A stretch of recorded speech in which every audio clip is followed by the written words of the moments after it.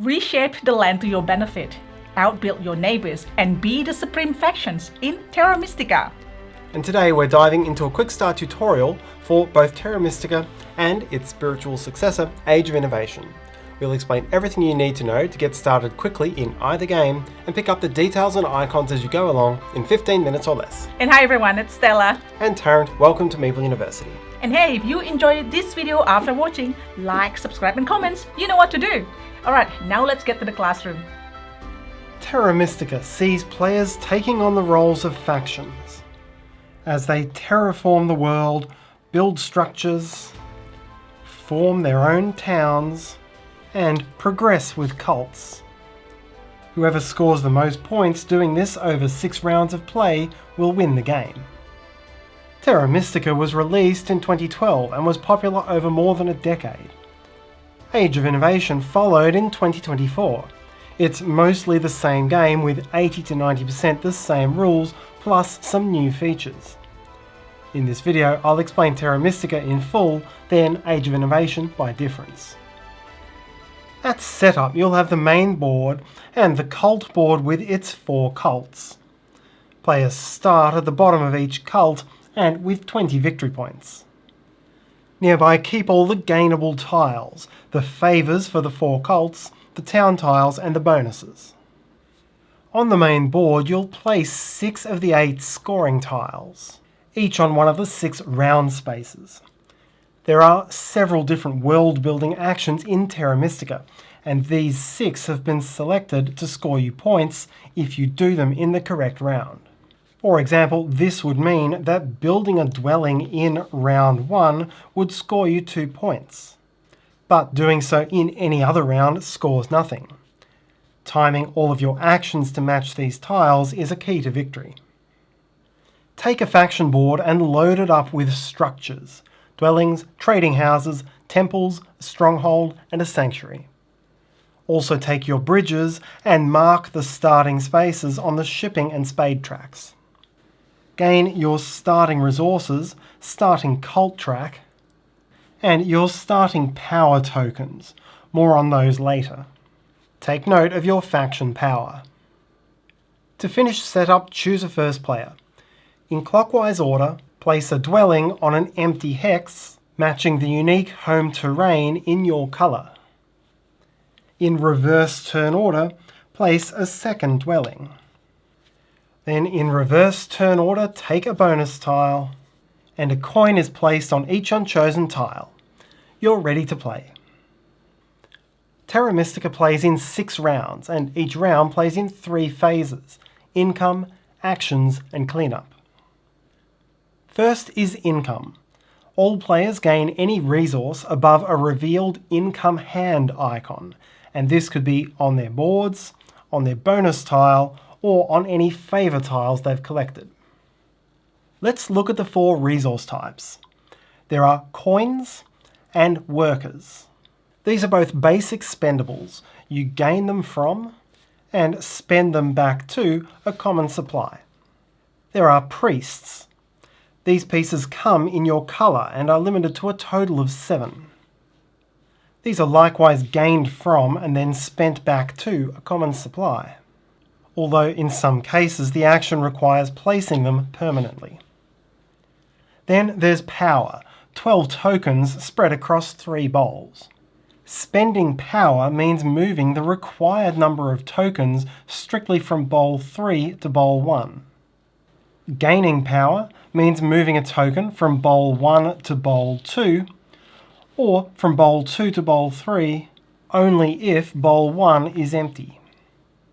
At any time, these free actions allow limited but inefficient interchanges among your 4 resources, and this free action allows 1 power disc to be destroyed from bowl 2 to charge another from bowl 2 to bowl 3, even when you still have power in bowl 1. In the actions phase, players take turns in clockwise order, each taking 1 action per turn among the 8 available.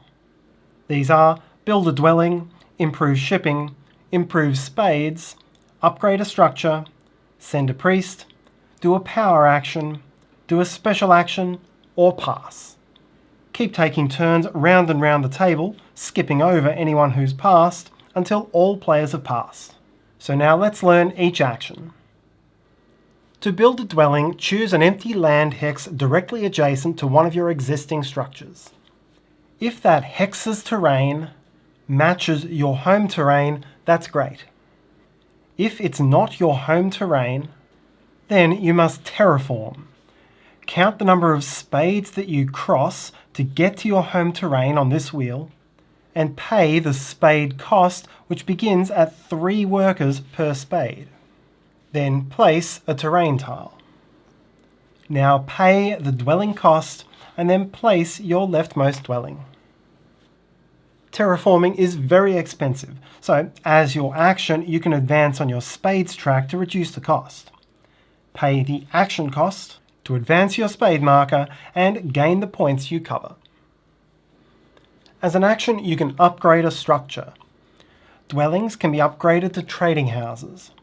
Trading houses can be upgraded to your stronghold or to a temple. And a temple can be upgraded to your sanctuary. To upgrade, pay the cost of the upgraded structure, then replace the old piece on the map and return it to the rightmost slot of its track. If you upgraded to a temple or a sanctuary, this icon means you also gain a favour tile of a type that you don't already have. Gain its cult track steps immediately and you'll gain this ongoing benefit thereafter. Structures mostly serve to unlock new incomes, although when you upgrade you're giving up one income to gain another. Once you've placed your stronghold, in addition to this income, this previously covered faction ability also becomes available. There are many considerations for structure placement. Firstly, adjacent structures charge power passively. Anytime someone builds or upgrades, any opponent with directly adjacent structures checks the power values of those structures and may charge that many power by spending that many victory points -1. For example, green's 2 dwellings and a temple make up 4 power, so I could charge 4 power at a cost of 3 points. You must either charge the whole amount or none. Proximity improves trading, since upgrading to a trading house has a coin cost of 3 if there are any opponents directly adjacent structures, or a coin cost of 6 if not. Finally, after building a structure such that you now have 4 directly adjacent structures, with combined power value of at least 7, then they form a town. Take any town tile from the display and gain its rewards immediately. If you've built your sanctuary, a town can be formed from only 3 structures. And if you form multiple towns, they cannot be directly adjacent at the time they're founded, although you can join them up later. These 6 octagons are power actions. As an action, cover an uncovered power action with an X token from the supply. Pay the power cost, and take the action. Used spaces uncover at the end of the round. These 3 actions are to gain resources. These 2 let you take the build dwelling action as usual, but you get 1 or 2 of the terraforming spades for free. This action lets you build one of your coloured bridges over the river, touching one of your structures. You can now treat the hexes at either side of the bridge as directly adjacent. An octagon anywhere other than the main board is a special action. You'll find these on player boards, bonus tiles and favours, all components which belong to a single player. As an action, cover up one of your uncovered special actions to take its effect. All of these likewise clear off at the end of each round. We've seen how to cross the river by bridge, but you can also cross by ship. As an action, spend the cost to advance on the ship track, gaining the points. This number is your shipping range, and you may treat land hexes separated by up to that many river hexes as indirectly adjacent. You can build new dwellings indirectly adjacent to your existing structures. So here with shipping 1, green could build in any of these hexes. But none of the other adjacency effects I've mentioned so far, such as forming towns or charging power, can be done by ship. As an action, send a priest permanently to an empty space below a cult to advance that many steps with the cult. Alternatively, spend 1 priest to the supply for a single step on the cult of your choice. When you pass through one of these icons, through this action or any other, gain the power. And to advance to the 10th space, you must spend a key which you gain from founding towns. Only a single player may occupy the top of each track. As an action, you may pass. If your bonus tile has a passing bonus, gain it now.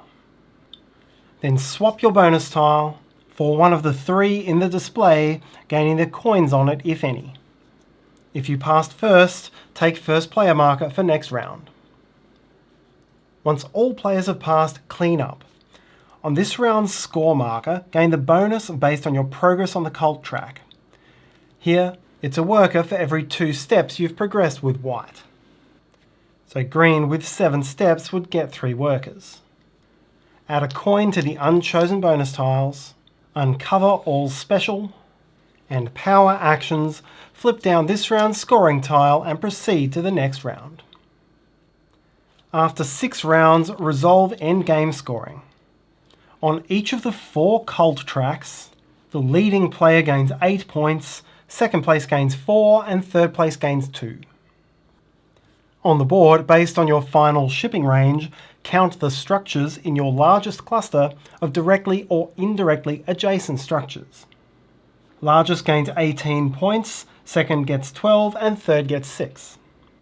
In both cases, tied players share the points rounded down. Convert all leftover resources to coins and gain a point per 3 coins. Highest score wins, and if tied, victory is shared. Age of Innovation is a standalone game with the same core rules and only a few differences which I'll explain here. Although the game has much the same look and feel as Terra Mystica, its theme has changed from cultist to scientific. But for brevity here, I'm going to keep using the old terminology except for new concepts. There is one new resource, books, which come in the 4 track colours.